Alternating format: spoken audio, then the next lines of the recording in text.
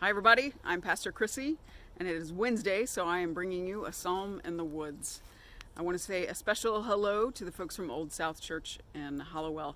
I'm glad you're here, and I'm glad that we are sharing these pastors and intern from our two churches are sharing these midweek psalm readings together. I think it's a good way that our two churches in particular, and everyone else who watches these videos, can have a chance to get to know each other and see each other and pray with each other and read some scripture together. This week marks 7 months since I started doing this. And you haven't seen my face in a little bit because I asked our intern Becky Walker to do several of these after a short time of taking off. So I'm glad to be making one of these once again. I come today with Psalm 126. And before I begin to read on this misty, slightly dreary day that is also full of beautiful fall colors, I ask you to sit for a minute and think about your own life. Think about the things that are weighing heavily on you, the things that are bringing you joy. Now widen that a little bit to the people that you care about most. Maybe that's your family. Maybe that's your friends. Maybe you're thinking about your neighborhood. Think about what you know that they're carrying with them. What's bringing them joy. Now widen the circle again.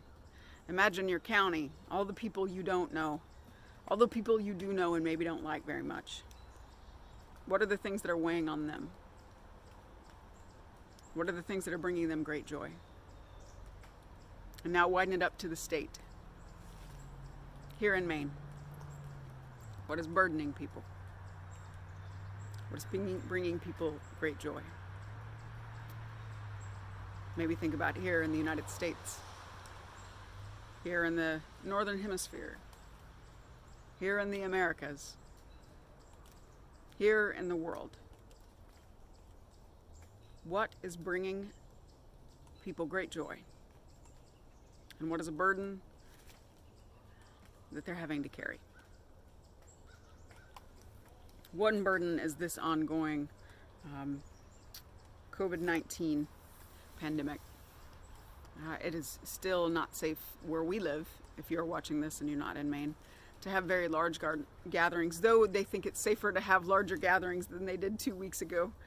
And that is good news. That means Mainers have been taking care of each other, who have been taking good precautions. Even as there are new cases, it's safer than it was 2 months ago. But it's not true everywhere. So as you think about the burdens that you bring with you today and the things that bring you great joy, hear this prayer from Psalm 126. When the Lord restored the fortunes of Zion, we were like those who dream. When our mouth was filled with laughter and our tongue with shouts of joy, then it was said among the nations, the Lord has done great things for them. The Lord has done great things for us, and we rejoiced. Restore our fortunes, O God, like the watercourses in the Negev. May those who sow in tears reap with shouts of joy. Let's hear that line again. May those who sow in tears reap with shouts of joy. Those who go out weeping, bearing the seeds for sowing, shall come home with shouts of joy, carrying their sheaves. This is a harvest time, right? The actual farmers among us have been harvesting and preparing for winter for weeks now. I pray that, I imagine that your prayer probably is something like this. Restore us, O God. Change us where we need to be changed. Help us live as well as we can in this time.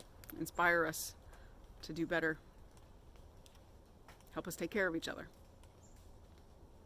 I hope that you will be able to reap in some joy this week. Even if it's just seeing maybe some of your friends from the main conference at the main conference annual meeting that's coming up in a couple days.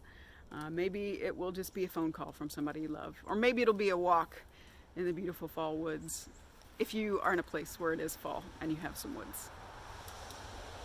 I hope it looks something like this, maybe a little less dreary where you are. I'm glad you're here. I'm glad you watched today. Know that you're with us. Know that God is with you. And if there's any way that we can help, any way that we can be a place of connection, please let us know. You can write it here in the comments on this, or you can email me at church. The church's email address, you can find it at wccucc.org. I'm glad you're here with us today.